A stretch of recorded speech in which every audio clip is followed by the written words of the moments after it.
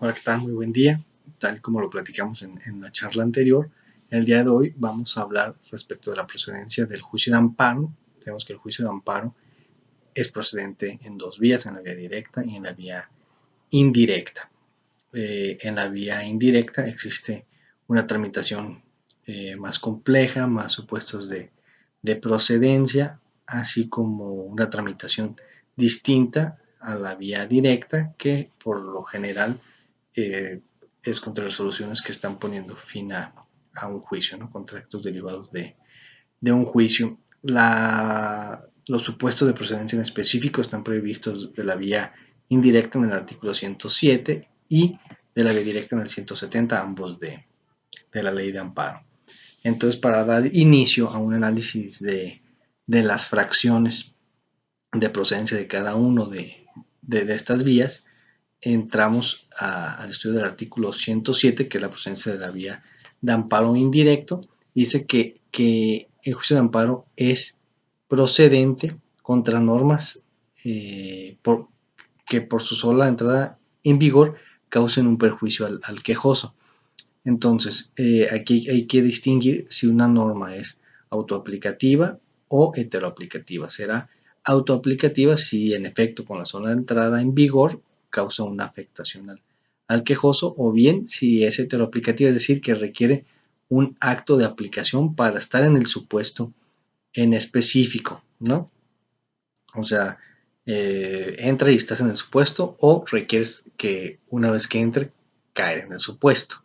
Esas son las distinciones tenemos que debemos de entender por norma. Ello lo refiero porque para los plazos para la promoción del juicio de amparo en autoaplicativa es de 30 días y en heteroaplicativa de 15 días, ¿no? Entonces hay una distinción, por eso es importante saber si la ley es heteroaplicativa o autoaplicativa.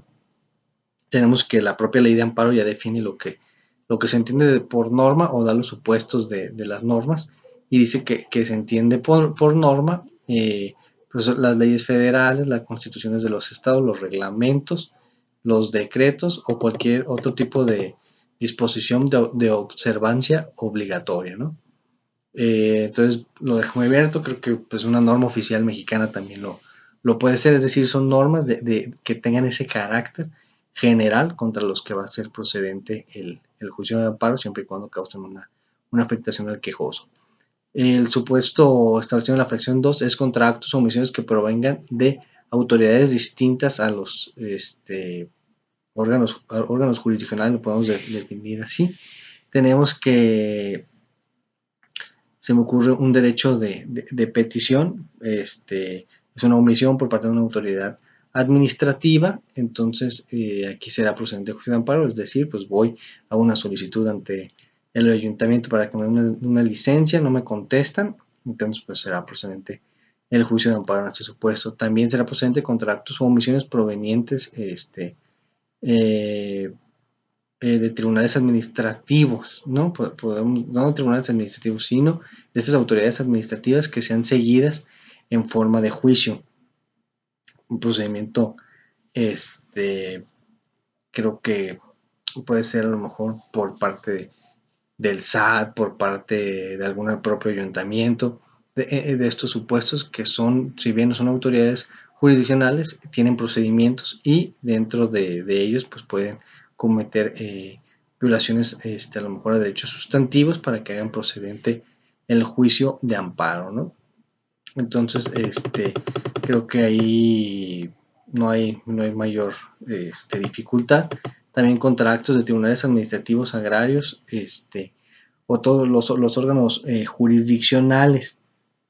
Distingue aquí cuando son actos en juicio y actos fuera de juicio, que son las dos fracciones, la 4 y la 5. Actos en juicio, para que sea procedente contra un acto dentro de juicio, deberá de causar una afectación a un derecho sustantivo tal cual, ¿no? Por ejemplo, el desechamiento de una prueba de ADN en un juicio de paternidad, creo que puede afectar el derecho a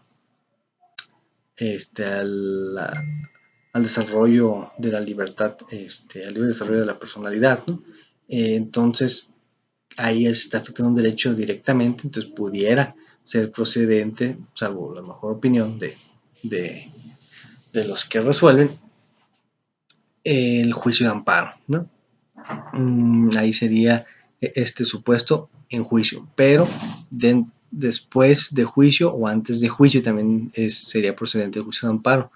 Antes de juicio, pues en algunas medidas de preparación a juicio, o bien después de concluido el juicio, como por ejemplo en las etapas de ejecución, en algún remate. Bueno, en el remate está el supuesto muy específico, que es cuando se da la escrituración, que aquí también la propia ley ya maneja este supuesto en específico. También hay que ver si la ejecución de esta escrituración es forzosa o voluntaria para la procedencia. Son algunos supuestos ya muy específicos, pero en general hay que analizar para la procedencia del juicio de amparo si está dentro del juicio o no. La misma ley de amparo ya lo define, dice que está en juicio desde la presentación de la demanda hasta el dictado de la sentencia, ¿no? Entonces, estos son los supuestos que tenemos del juicio por tribunales ordinarios. Después está el supuesto de personas extrañas o que no fueron llamadas al juicio. Está el clásico supuesto del emplazamiento, ¿no? Que nunca se le emplazó a lo mejor a la esposa del quien le ejecutaron un remate, ¿no? Entonces, pues podrá acudir al juicio de amparo para que pues se le vea como una persona extraña y sea procedente el juicio de amparo. También en la siguiente fracción es contra actos o omisiones del Ministerio Público en la etapa de investigación. Tenemos que aquí hay que distinguir entre el anterior sistema y el nuevo sistema de justicia penal, porque actualmente en el Código Nacional de Procedimientos Penales está el artículo 258 que habla de un recurso innominado para las omisiones del Ministerio Público que resolverá el juez de control. Entonces, hoy en día, para poder acudir al juicio de amparo, tendríamos que agotar la definitividad en el nuevo sistema de justicia. Si deriva del anterior sistema de justicia, estaríamos en otro supuesto porque no hay un recurso y no hay que agotar la definitividad. Entonces, aquí hay que hacer esta distinción, ¿no? este énfasis. Y luego pasamos a la siguiente fracción, bueno, porque cabe señalar que la definitividad es indispensable para la procedencia del juicio de amparo, ¿no? Es uno de los presupuestos procesales para la procedencia del juicio de amparo, junto también al interés legítimo jurídico que hablamos ya también un poco. La siguiente fracción habla contra actos de autoridad que determinen inhibir o declinar la competencia, ¿no? Por ejemplo, el Supremo Tribunal de Justicia de Jalisco dice que no es competente. Bueno, ahí creo que sería procedente el juicio de amparo respecto de ese auto que está dictando. Y finalmente, una fracción que se adicionó con el tema de las telecomunicaciones y es contra los actos que diga que tengan que ver con la materia de telecomunicaciones y competencia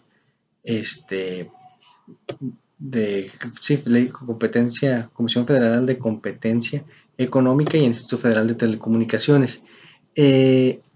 Aquí son normas, actos o omisiones de estos órganos, pero también ellos pueden llevar una serie de procedimientos y habrá que analizar también si dentro de esos procedimientos hay violaciones a derechos sustantivos y pudiera ser procedente el juicio de amparo.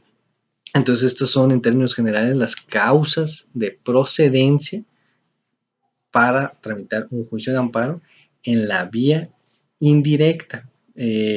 Cabe señalar que el juicio de amparo, así como tiene causales de procedencia, tiene causas de improcedencia que analizaremos también en otra de estas charlas, y son también muchas las causas de improcedencia del juicio de amparo. Ahora hablaremos de la procedencia en el juicio de amparo directo. Viene en el artículo 170.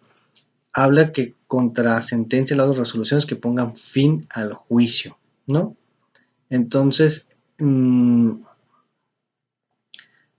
por regla general, pues una sentencia, ¿no? Una sentencia que ya concluyó con un juicio en la vía ordinaria, se agotaron los recursos y se agotó, bueno, se cumplió con este principio de definitividad, pues se da sujeto a análisis ahora a la vía indirecta, ¿no? Aquí creo que será importante para la procedencia que se hayan hecho valer las violaciones procedimentales durante el procedimiento, vaya a la redundancia, ordinario, y también hay que entenderlo contra, no solo contra sentencias, sino también contra, pues en un auto que dé por terminado el juicio, ¿no? Puede ser a lo mejor la prescripción penal, da por terminado lo que viene siendo el juicio en materia penal, entonces aquí también sería procedente el juicio de amparo directo.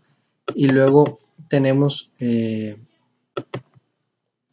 supuesto de la revisión fiscal. La revisión fiscal viene en la fracción 2 y dice que cuando el quejoso haya obtenido una sentencia favorable dentro de un juicio derivado de autoridades administrativas y quien quiera defender ello sea la autoridad, podrá acudir a esta revisión fiscal, ¿no? Es decir, por regla general no es procedente para las autoridades promover el juicio de amparo, salvo que se vean afectados sus derechos patrimoniales, o bien en este supuesto mediante la vía directa, es decir, cuando obtuvo el quejoso o el quejoso o el actor originario un resultado favorable, bueno, pues esta autoridad se está peleando a lo mejor una responsabilidad patrimonial y fue condenado el ayuntamiento, entonces pudiera venir esta revisión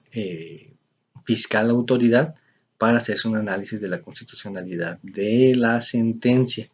Va a resolver, los tribunales colegiados van a conocer del juicio de amparo en la vía directa, y me faltó decir, en la vía indirecta lo van a conocer los juzgados de distrito o los tribunales unitarios de circuito. Aquí ya es un tema también de competencia que hay que precisar. Los juzgados de distrito, por regla general, pues son los que conocen.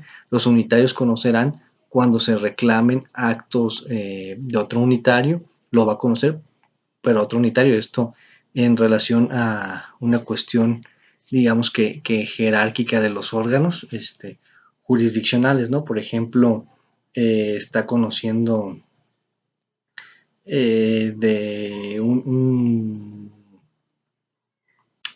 procedimiento penal federal, un juzgado de distrito, contra lo que resuelve este juzgado de distrito, por ejemplo, un término constitucional lo resuelve, se va a apelación, esta apelación la conoce un unitario, porque es federal, el tema, lo conoce un unitario como órgano de apelación, y contra lo que resuelvan esta apelación, se podrá promover por su término constitucional una cuestión directa a derechos sustantivos como la libertad, lo va a conocer otro tribunal unitario, porque no lo puede conocer, digamos, para abajo, ¿no? Un juzgado de distrito. Son los supuestos, por eso juzgado de distrito por regla general, excepcionalmente órganos también auxiliares en cuestiones urgentes, la competencia auxiliar, que la podemos denominar así, ¿no? O sea, en un acto urgente, pues la autoridad más cercana prácticamente.